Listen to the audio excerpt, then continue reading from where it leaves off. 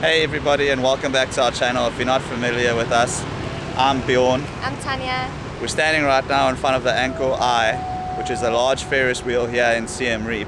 But right now we're heading towards the West Baray, which is an artificially made water reservoir built for the people of Siem Reap back in the 11th century. Follow us as we explore the West Baray with you.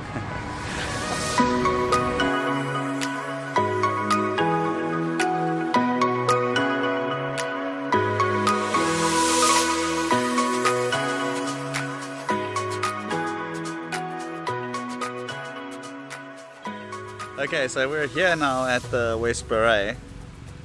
Just a little bit of background information about the West Baray. It was built in the 11th century and it's about the size of 2,300 tennis courts, I've read online.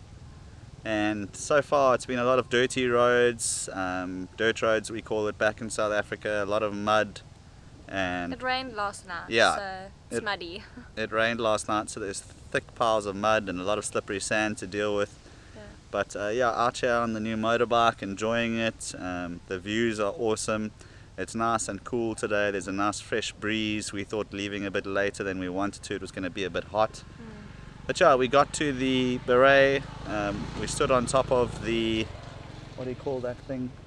We stood on top of the, yeah, it's like a promenade, I'd say, and we took some videos there, but it was a bit touristy. There were a lot of people shouting for us to come on a boat ride. We don't know if we're going to do the boat rides just yet. Maybe once once we've done the full loop of the Baray, we'll check back there and show you what that's about. And maybe if the boat rides aren't too expensive, we'll go for one, because as far as I understand, the temple that's actually in the middle of the Baray, surrounded by water, can only access it by a boat.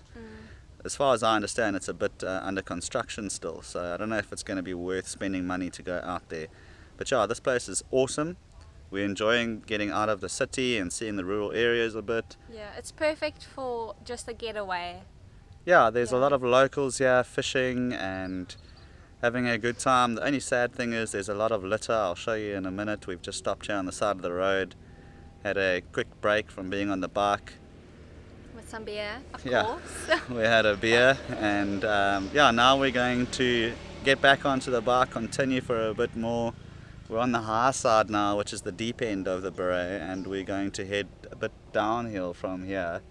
But once we find another place to stop, we'll show you that, and we'll show you all the touristy kind of areas they have set up, a little bit of markets, a little bit of food for sale, fried fish, barbecued chicken, but yeah. Some frog if you like. Yeah, a little bit of frog. But we're enjoying ourselves so far, and we hope that you're enjoying this video. So if so far you're enjoying the video, smash that like button, hit subscribe if you haven't already, and we'll see you for the rest of the trip.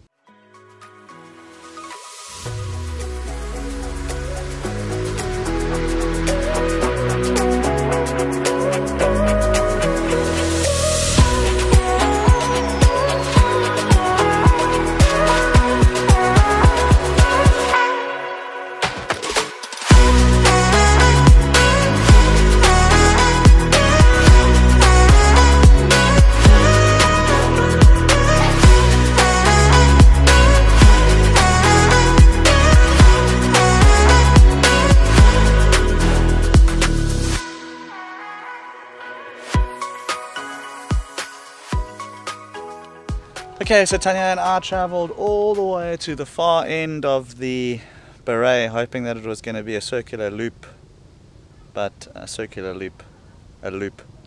but we were let down terribly. We got all the way to the other end and it was a dead end. Yeah, I think it was someone's house at the end. Yeah, or a small village. Yeah.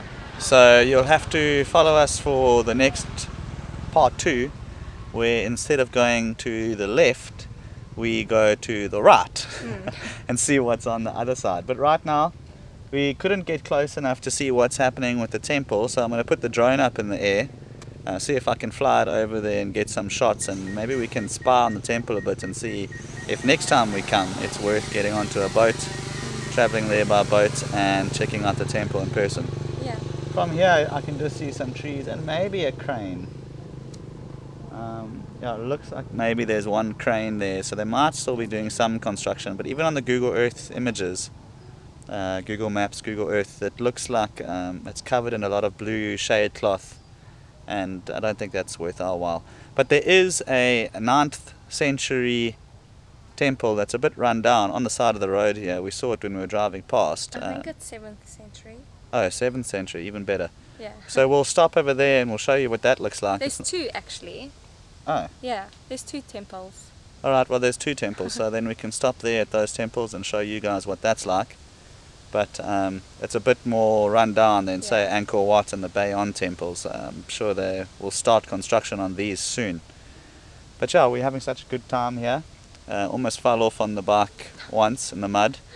I'll show you how muddy she is.